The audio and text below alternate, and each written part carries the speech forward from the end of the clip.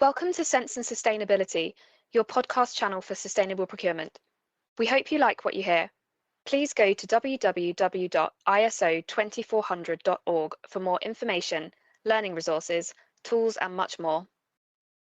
Hello, everybody. I'm Sean McCarthy. I'm the Director of Action Sustainability.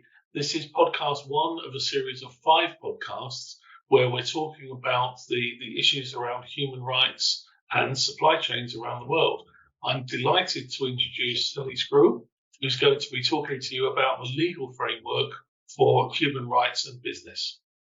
And I'm very excited today because I've been trying to get these two people in a virtual room for about 6 months to talk about human rights and all issues related to human rights. So I'm going to talk very little because I think we're hearing from two real experts and leaders in the field, but from very different perspectives. So without further ado, I'll ask them to introduce themselves rather than me doing it. So Elise, would you like to just tell us who you are, what you do, and a little bit about your background?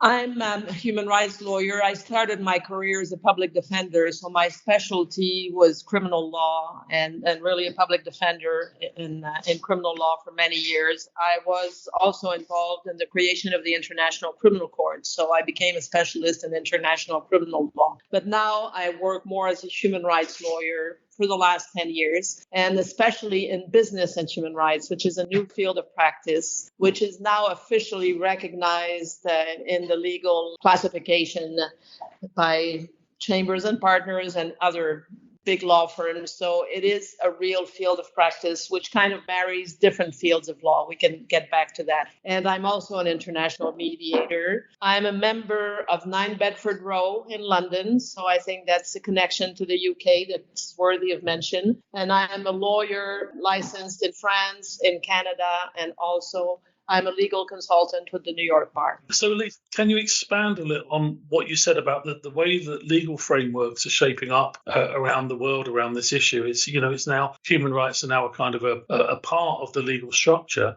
How's that going? What's happening in your world?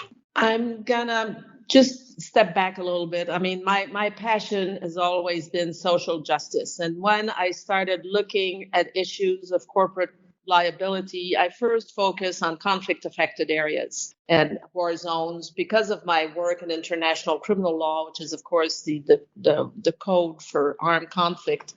And I started noticing that, companies were fueling conflict, willingly or not, knowingly or not, that became a real subject of interest to me. And I kept telling different actors. I was invited to give a lot of talk on this issue of corporate liability in conflict-affected areas. And each time I would bring the issue of human rights, they would brush it off. This is not our concern. This is state's concern. We don't have anything to do with that. And at the same time as John Ruggie was building his framework, that was in the year 2000s. He came out with the framework in 2011. It was endorsed at the UN Council for Human Rights unanimously in June 2011. So it's been 12 years almost. And I was looking for an angle to tell my colleagues in corporate law, mostly lawyers, why human rights mattered.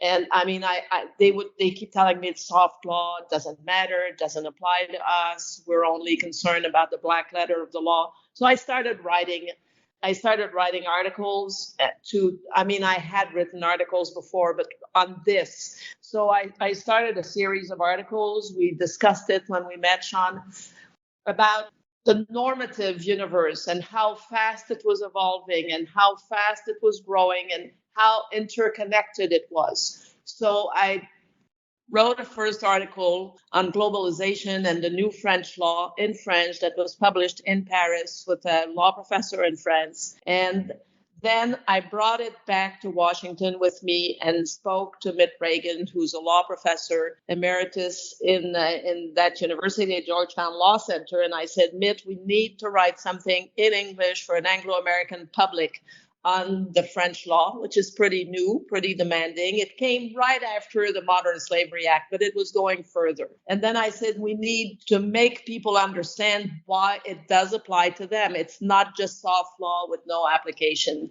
So Mitt and I conceived that framework of that galaxy of norm, and we classified the different norms And we showed the interconnection between the different levels of liability. And because this is not a legal podcast, I'm going to try to simplify, but what we demonstrated is that soft law transits back into hard law through these norms of conduct that have been imposed both by the UN and the OECD. So you have the 5 rings are as follows. We have hard law, which is the core. I mean, everything that's prohibited by labor laws and by criminal law. Then we have reporting, and reporting is also a legal norm in the field of modern slavery. And then the third circle is the norm of conduct. And so it's duty of care, and it's all the jurisprudence, and it's where everything is melting or melted or transformed.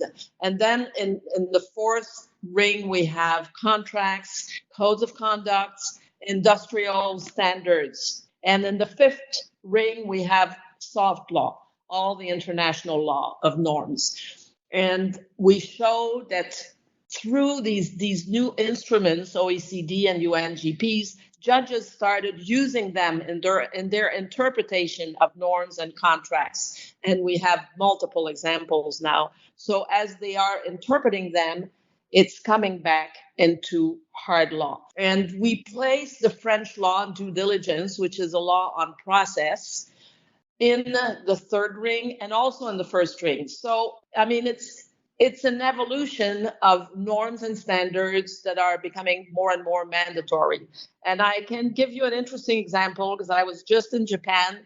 Japan just adopted voluntary guidance in September 2022, which are quite demanding, but they're voluntary. But again, if you look at the Japanese culture, voluntary in Japan is not the same thing as voluntary in our culture. And I did meet the minister in charge of that. Very interestingly, he's the former Minister of Defense, and he's now in charge of human rights with the Prime Minister for the implementation of all that.